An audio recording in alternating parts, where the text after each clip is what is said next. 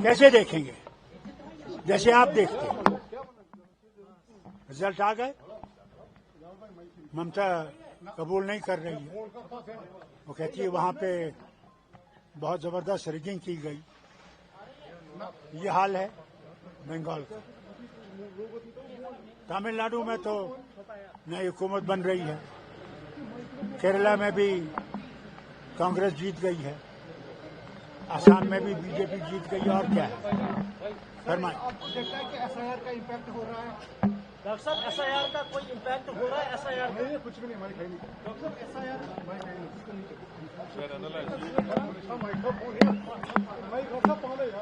और कहिए। डॉक्टर साहब, ये जो एसआईआर का इम्पैक्ट आपको नजर आ रहा है इस इलेक्शन में?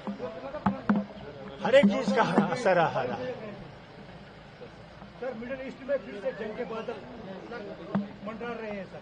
नहीं मंडरा है। नहीं, कोई नहीं मंडरा है। घबराइए मत। दुनिया अब लड़ाई के लिए तैयार नहीं है। पहले ही दुनिया में इकोनॉमिक कंडीशंस हर मुल्क की खत्म हो रही है और कोई मुल्क दुनिया में नहीं चाहता है कि ये लड़ाई फिर से शुरू हो।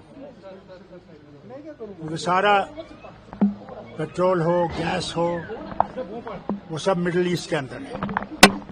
और अगर इस पे दबाव रहता रहा तो फिर दुनिया की हालत इतनी खराब हो जाएगी कि इंसान का बचना मुश्किल हो जाएगा।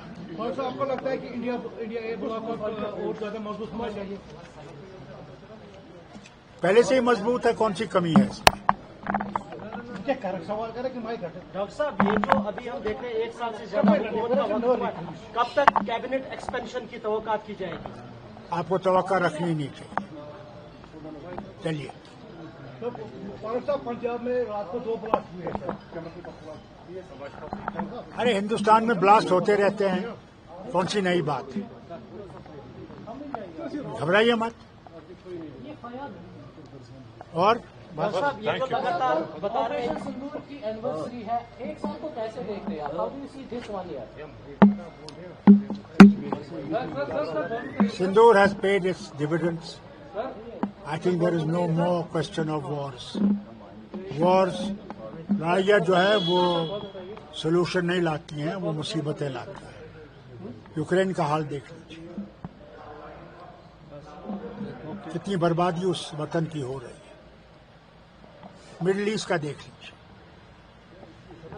आपके यहाँ का गैस की हालत देख लीजिए। और कतर में करीबन 1 या 2 साल लगेंगे उनको फिर से वो गैस की जो पैदावार है उसको फिर से सप्लाई को बहाल करने की।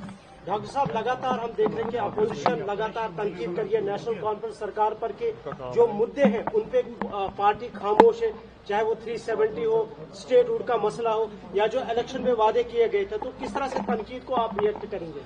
समझते हैं बहुत अच्छी बात है, उनका काम ही ये है। अगर वो ये काम नहीं करेंगे तो जिंदा कैसे रहेंगे? उन्हें जिंदा रहना है। वो झूठ बोले, जो उनकी मर्जी है वो करें। हमारी जमात चल रही है जिस तरह हमने चलना है और हम उससे पीछे नहीं हटेंगे। और अल्लाह क्या होगा। जैसे कि मैं सो रहा हूँ तो पिताजी को जगाना है मुझे, तो वो डायरेक्ट उठाने के बजाय, और हिंसा की परंपरा मेरे यहाँ नहीं थी सौभाग्य से, तो वो क्या करते थे कि उस कमरे में आ जाएंगे या बाहर से गुजरेंगे और चौपाई बोलेंगे, प्रात काल उठ गए रघुनाथा मात पिता गुरु नावई माता। कभी कभी मैं गुस्से में उठ करके अरे पापा, चरण स्पर्श किया और सो गया। मैंने कहा अब मत उठाना।